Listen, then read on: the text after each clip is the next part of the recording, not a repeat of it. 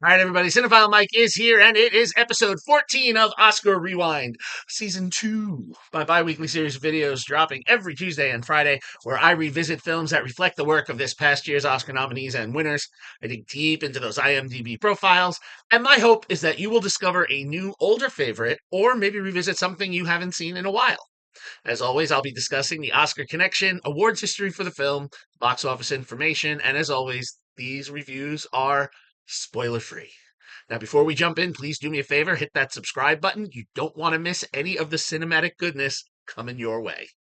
Tonight, we have the penultimate review of Best Picture month and a half, as I have been looking at as many nominated producers as I could squeeze in from this year's top 10 Best Picture nominees. And today I'm going to wrap up with another connection to Dune Part 2, just like I did with Noah a few days ago. And we are going to look at a film by Dune Part 2's director, Denis Villeneuve.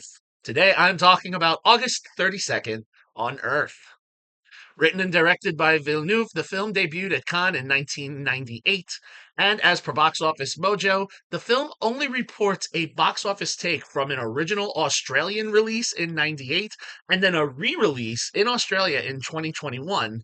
And in total, from the original release and the re-release, the film has a worldwide take of $163.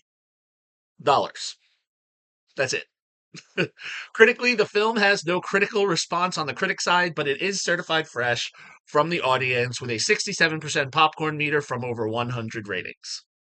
As for award season for the film, there wasn't a huge journey, but when it debuted at Cannes, it was nominated for the Un Certain Regard Prize, and it was a 7-time nominee at the first annual Jutra Awards.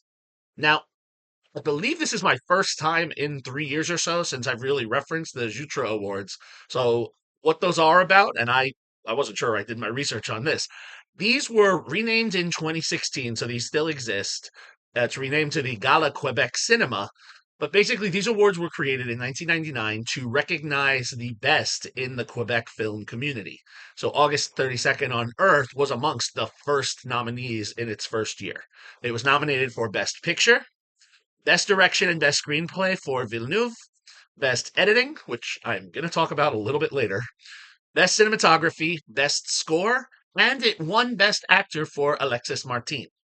Beyond this and the Cannes recognition, their film only had 2 other nods: Best Film at the Namur International Festival of French-Speaking Films, and a Best Female Performance nomination for Pascal Boussied by the Toronto Film Critics Association.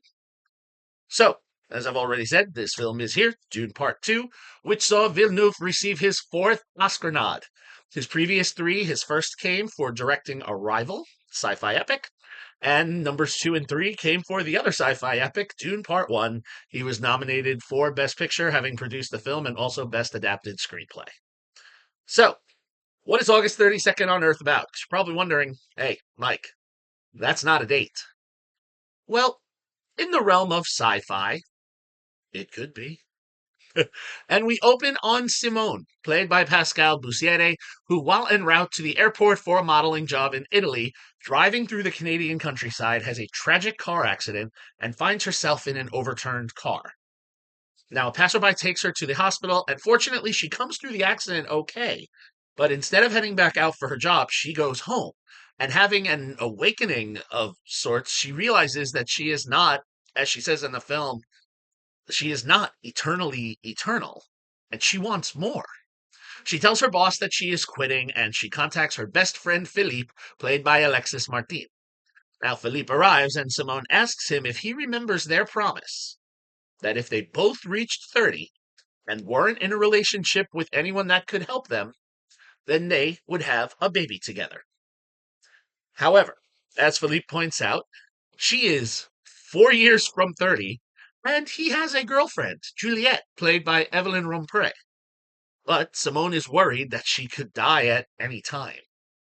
Eventually, Philippe agrees, and he will need to come to terms with his feelings for Simone, for while he has Juliette, he is in love with Simone as well. So one of these questions is, can you really love 2 people at the same time?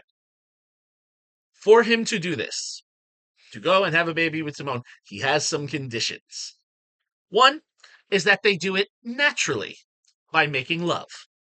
And the second, and this is the one perhaps him thinking, well, I might not have to go through with this, it has to happen in a desert. But Simone is not deterred by this, and calling his bluff, Simone agrees, takes down the atlas, and sees that geographically, the closest desert they have to them is Salt Lake City, Utah. After doing some soul searching, Philippe agrees, and off they jump for a 24-hour procreation adventure to the Bonneville Salt Flats in Salt Lake City. Eventually, finding a taxi driver to take them to the desert, they wander the salt flats trying to make their plan and also discuss their lives. And well, what happens in the desert stays in the desert, and I will leave you to discover what actually does happen. But I will say that this film is oddly cyclical. I'm going to leave it there. This was a unique film for me to see from Villeneuve. I'm I'm used to the bigger sci-fi epics, right? We all are. Dune, Arrival, Blade Runner 2049. But here, it's a sci-fi film in many ways, but it's also a rom-com of sorts.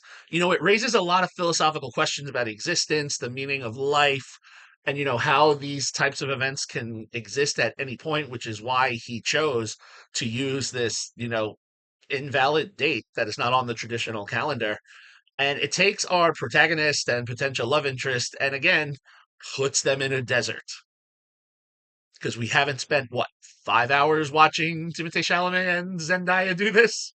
Zendaya do this. But here's what I'm going to say. Luciere and Martine, they are really a delight to watch. They have a wonderful chemistry, and when they're together, it seems really, really natural when they're with one another. Almost like Villeneuve was just capturing, two people having a conversation. They have these long scenes with dialogue where it's primarily just the two of them, so you really kind of get some of those feels that are reminiscent of Richard Linklater's Before trilogy, Before Sunrise, Before Sunset, Before Midnight with Ethan Hawke and Julie Delpy, where you just get these conversations about the bigger life issues. You almost wonder if at some point was Villeneuve going to follow up with these characters after a period of time. 9 years. Quick plug. If you haven't seen the Before trilogy, check that out. Those films are incredible. Sorry, back to this one. There's a bit of absurdity to Villeneuve's script, and a little bit, I was almost taken out of it because when I heard, if we're both 30 and we don't have someone, I'm like, this is my best friend's wedding, which had come out literally the year prior when we saw Julia Roberts and Dermot Mulroney cashing in on their, well, if we aren't married by the time we're 30 plot, here we're just going to swap marriage for making a child. However, Bussiere and Martine, they sell it. And look, this was Villeneuve's first film. Every great filmmaker starts somewhere. And I thought that's why it was interesting more to look at this one than for his first Oscar nod for Arrival. This film has, in some ways, it's a little self serving or a little, hey, look at me, I'm clever and I can create a film. Uh, but something about the setting kind of offsets that arrogance and really becomes the third character. It's almost like this weird three-way between Simone, Philippe, and the desert. In these wide expanses when they're walking across, it's like, but here in Dune where they're walking across, the brown and tan sandy beaches here, because it's a soft flat, so we're walking across this, it almost looks like snow, but it's just this flat white expanse. My biggest issue with the film, besides the thin plot, I will say the plot's a little thin, but again, this film is only about 82 minutes, so good. It doesn't like drag a thin plot out for 2 hours. The editing for me was really an issue. I'm gonna be upfront. That's why when I saw that this received a best editing nod at all, is a little odd. It was a little very choppy, a little too quick. Transitions weren't smooth, and even certain scenes, the you could see the lighting was different. So it's like we used this take for the first part of the scene, this part in the middle, and it was probably a little later in the day because it's a little darker, and then we go back to the brighter light from the first part of the scene. So that took me out a little bit. The cinematographer, Andre Turpin, he gave great footage, shot great footage, especially in the desert. But the editor, Sophie Leblond, that was a little bit of a miss for me. Um, that was my biggest miss. I don't think I need to discuss how Villeneuve has grown in the last 27 years since this film. He clearly has improved. He has that stark eye, and, as he's gotten the bigger budgets for the bigger films, they look a lot more polished, right? It's almost that Kevin Smith effect. Clerks, although Clerks as a whole is a much better film than August 32nd on Earth, but it's very grainy, it's very rough. And then when we get to Mallrats, not a better film than Clerks. Clerks is better, but it's that the finished product looked a little cleaner, and when that is what happened with Villeneuve's follow-up projects. But we all start somewhere, right? For me, August 32nd on Earth is just a basically good 3-star film.